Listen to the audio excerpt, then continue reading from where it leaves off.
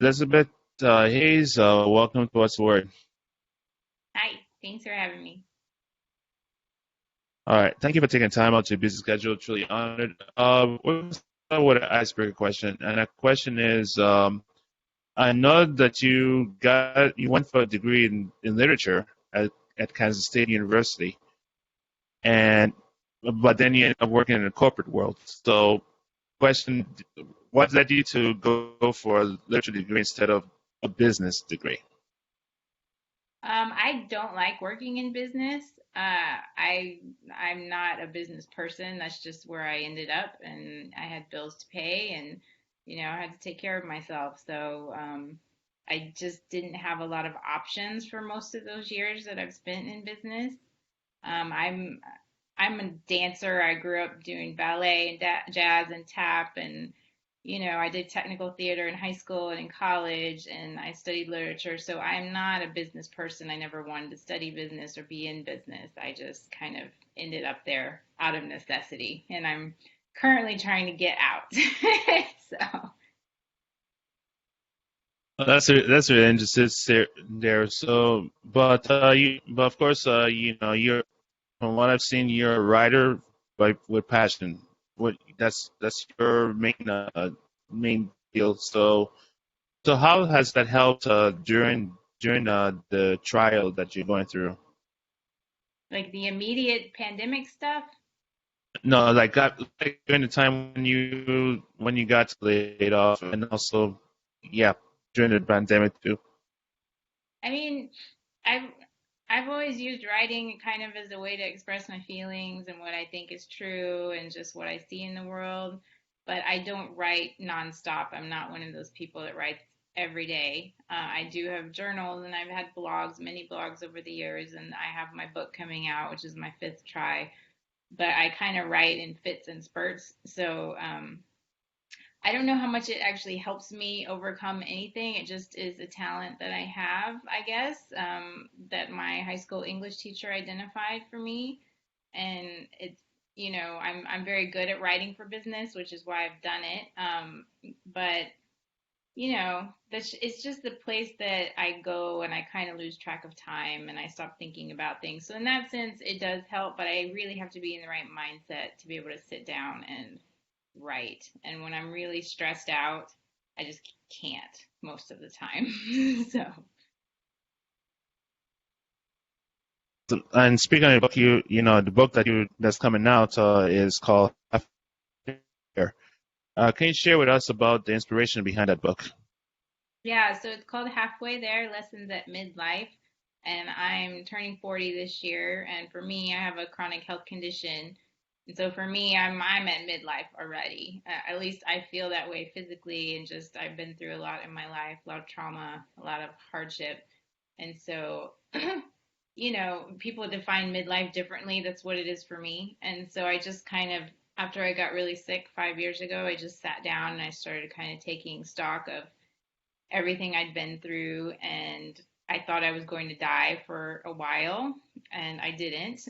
But that kind of changes your perspective, and so I just really just started writing things, and then I started seeing that I was having this book coming together, and I started thinking about what is it that I'm trying to do, and with the things that I'm writing, what patterns am I seeing, and that's kind of what I saw was just this whole what have I learned, what is true about the world that I've seen, and how have I overcome things, and oh, I'd like to share that with people and give them an opportunity to maybe take a peek into my life, which has been really, like I said, traumatic, a lot of turmoil, a lot of loss, a lot of pain, and then, I'm still functioning. I've been fairly successful. I have a good marriage and just figuring out how you come out of that stuff, coming out of abuse and, loss and all of that and chronic illness and you just keep going. So that was kind of my inspiration because I am kind of at a halfway point for me if I'm not past it and I want to do things differently going forward. So I wrote it for me really first. And then, I put it away for a year or two and I went back and read it and I went, oh my gosh, I'm so far off course, let me get myself back where I was. But and then, now I can share that with other people. And how? And you said that that the illness gave you a different perspective. In what way did it give you a different perspective? I mean, I think when you're young, I write about this in my book, even if you're not so young, you think you have plenty of time. And, you think you're kind of invincible. And I also write about you think that your body will just take things and you just, you know you're too tired. You know you're maybe drinking too much wine or not sleeping enough or too stressed out. You know all these things, but it doesn't hit you until it hits you. And so, I thought I was just going in for a surgery. I didn't know that my whole life was going to fall off a cliff after that. And it was just, you don't see it coming. I'm glad I didn't see it coming because, I would have, I don't know how I would have felt about that.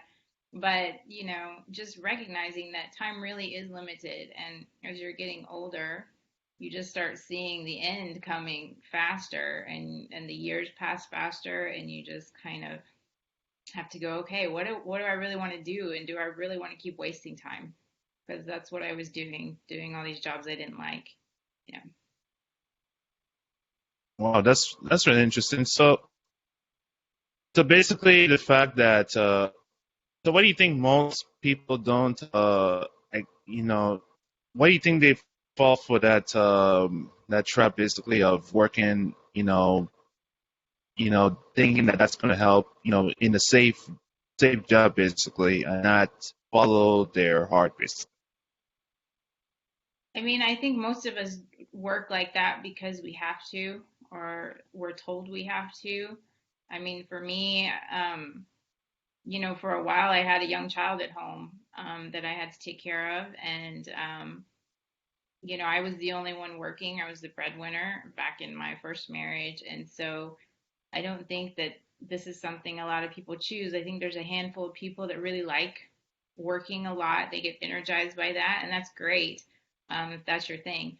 But I think for most of us, we want more balance and we want to do something that means something to us, but we find ourselves just forced to do things.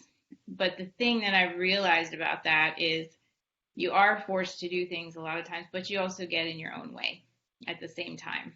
So, sometimes you think you're forced to because you're too afraid to wait for the other thing or to try the other thing.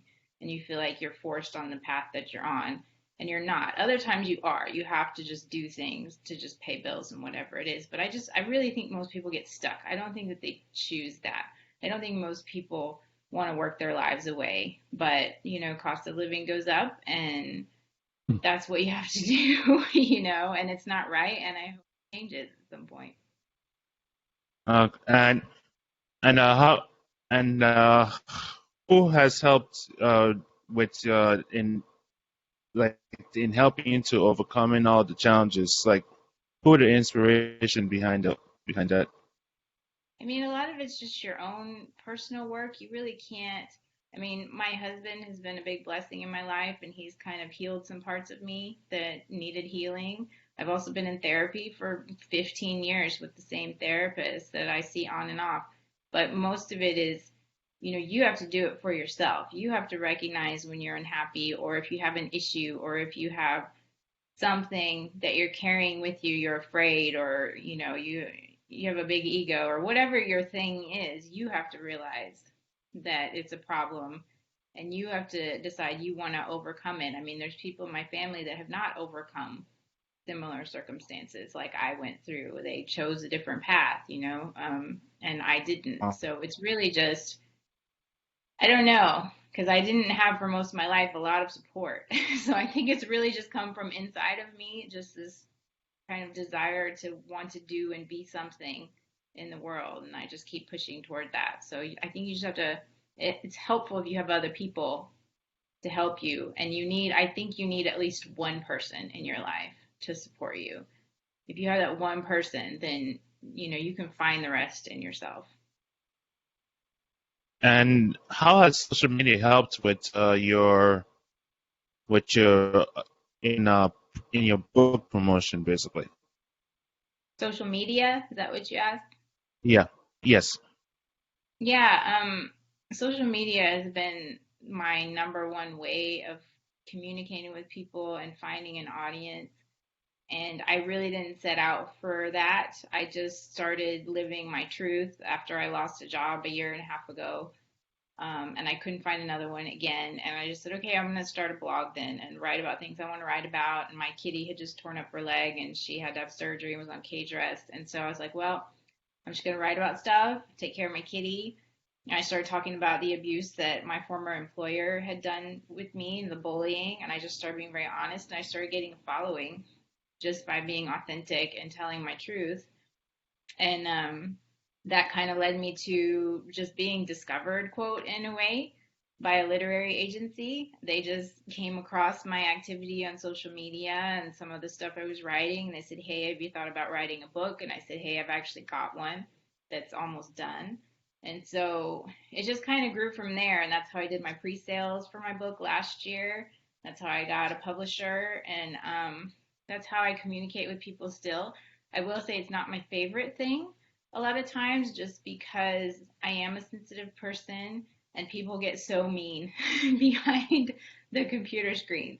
And so I really have to protect myself sometimes when I go on there and when I talk about things or interact with people. And I would say, 75% of the people that follow me are good people and kind people. And I think you attract what you put out. And so I've attracted a lot of that to my social media world. But you do have the stragglers that come in through second or third connections and, try to interject venom into your world. And so, but, as a marketer, because I worked in marketing for many years, social media is a really important part of connecting with people and telling stories. And it's just necessary, honestly, for most things anymore. You at least need to have one place. And so LinkedIn is kind of my one place. I do have private social media, like on Instagram, but it is really important. And I think it's most effective when you're honest. You're not trying to just sell all the time. You're just creating honest stories, and you can throw that in here and there, but that's not what social media is for. It's to make connections. So. And what do you think? What do you think most people get it wrong though when they, go on social media to sell, just to sell only? I mean, I don't think anybody's wrong. This is my perspective. So, somebody that's a salesperson might use social media differently. I'm doing it from a personal perspective and a marketing perspective. So, I know what works from that perspective. But, I'm also selling myself and my book and my skills. So I'm using it very differently than somebody that's selling a product and I have used it to sell products for businesses. But I don't think that's fair for me to judge, right and wrong. I just know what's worked for me and what's worked from a marketing perspective. But I do think people get turned off, and you see comments and posts all the time about people that don't like a connection just immediately sending a solicitation. And I don't either. I delete those. And so I think there's evidence that doesn't work very well, and that constantly trying to sell doesn't work very well. But I think that's a more recent shift in the last, 5 years maybe, where we're using more storytelling rather than straight like pushing products all the time. So. Wow, that's it. That's really interesting. The last 5 years. So basically, I mean, I know because of the beforehand, for sales they had to do cold calling and all that, but it's like now most consumers are more savvy than ever, so it's like now they have no choice but to go the storytelling route, basically. Yeah, and I mean, marketing is different from sales. So usually the marketing people are creating those stories, and then the sales people are following up with those, close to close the things and with those harder sells and things like that. And so you usually have to do sales and marketing together. Awesome, awesome. All right, so I see that you're going to be coming out with a literary magazine later this year. So can you share with us about that? Yeah, and I'm very early into that. It's just an idea I have. And I don't know honestly if it's going to work out. I don't know if anything in my life is ever going to work out. I just try things. And so the idea behind the magazine is kind of the same things that I'm doing with my book, which is trying to make the world better and trying to help people understand what it means to be human and what it means to live on planet Earth and interact with people and interact with animals and plants and go through trauma and things like that. And so I just wanted to create a space for other writers with their perspectives on life and struggle and what's true, kindness and joy and all the different parts of life, to just kind of have a space where other writers could share some of their work, but in a positive way. My book, I've been through a lot of negative things, but I didn't write my book in a negative spirit. I wrote it in a positive growth kind of mindset, and that's what I'm kind of looking for with the magazine. And what I would be looking for with pieces is, yeah, we tell the truth, but it's in a positive way with how can I learn from this? How can I grow and have a better life and be a better human being? So that's the idea. We'll see if it works. And of course, you've been on many podcasts. So how has why do you think it's important for those that are a business or who is doing a book promotion to be on podcasts or any niche media outlets? um, Podcasts are really unique right now. They're very relevant right now where we just can't leave the house. And so it's a good way, especially right now. But, people like me, I write a lot. I rarely post videos. You can gauge my personality through my writing, but not really. And so I think it's just important, again, the storytelling piece.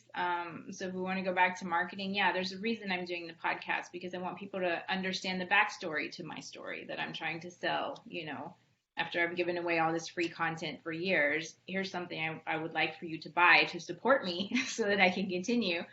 And so, people need a reason to do that. And it can't just be one time, two times, five times. I mean, reaching people where you really kind of connect with them and they say, hey, I'm really interested, that's a process. And so the more things you put out, the more interactions you have with people on different podcasts, because I will connect with people on this podcast that won't listen to another one that I've done. You need that, a lot of connections with people in order to, or a lot of touches with people, I guess, before you make that connection where they say, okay, I'm really interested. And so, I mean, whatever way that is for people, podcasts work really well for me, because I've been a teacher. I can speak. Some people don't like talking, and so they're going to do different things. But you know, again, it's just one of many options, and I think they're very relevant right now. So. Yeah, definitely. And so, so what, what books or you know or podcasts have gotten you through the challenging times that especially now during this quote unquote crisis um, that we're going through right now has gotten you through the day basically. So your question is what's helped me get through it? Like, what podcasts have you been listening to that has gotten helped you got through the day, especially during this quote unquote crisis? Um, I like to read a lot, so I do listen to some podcasts. Anything that Oprah does usually is very enlightening for me and just kind of centering. Deepak Chopra was doing a podcast for a while that I listened to. I listened to Russell Brand, who I know, I used to hate him. I thought he was really weird, but he's changed his life. First of all, he's not the same person. He's very open about overcoming addiction and all of that, but he also just really tries to promote kindness, which is what I'm doing, and just compassion and a better world where we just pay more attention, consume less, care about each other, and just kind of explore, the bigger parts of what makes us human. And when you start listening to things like that and you kind of get out of your head and you say, okay, I'm part of something bigger than all of the crap that's going on right now, it kind of helps ground you a little bit. And so those are the kind of things I listen to. I spend a lot of time outside working in my garden because just being around nature kind of reminds me that there's more out there than just the stuff the little humans are going through right now. And so, that's kind of what I do. And I have two rescue kitties, and spending time with them really helps me, and being with my husband helps me. So, I do have the podcast, but I also read a lot. So, and watch things. What do you mention what books that you that is very good for you? I'm reading a book right now called The Overstory by Richard Powell, and it won the Pulitzer Prize. And it's really it's very profound in ways that I can't verbalize. But it's basically a book about trees, but it's so much more complex than that. It's just about the nature of the world and how things work together and how we need to care more about each other and the plants and the animals and just the idea that there's something bigger going on and that trees are kind of these really solid, sturdy, supportive structures that keep the planet going in so many ways. And so that's what I'm reading right now. I have a friend that sent me a Buddhism book the other day, which I find those kind of books, and I don't subscribe to any particular religion anymore. I think they're all valid. I take what works for me from each one, but um, I like things like that because they remind me to just stay in the moment and just breathe and just realize that, tomorrow's not written. Just focus on today. So, but that's what I'm reading right now. Awesome, awesome. All right, and three more questions. If you had the opportunity to spend one day with someone you admired, past or present, to learn from, who would the person be? Oh, that would be Oprah Winfrey. So I just love her. I feel like I'm trying to be a mini version of her, really, and not to say I've spent a long time trying to figure out who am I, what do I want to be, and what she does for the world, I want to give that to the world also. And she does so much good. She's such a great teacher, and I know she talks about how she's a teacher at the core, and I think I'm a teacher at my core as well. I teach through my writing. I teach things that I've learned, and so yeah, I would love to just sit down with her and just be in her presence. I think, just because I know, and I'm a very sensitive person, and I know that when she leaves the world, there's just going to be this hole because she has so much positive energy about her, and she's just such a force in the world. And I know there's going to be this space when she's gone, and so I would just love to be in the presence of that and just, the person she's become and all the things she's been through, all the things she's overcome to be who she is, and maybe absorb a little of that. Awesome.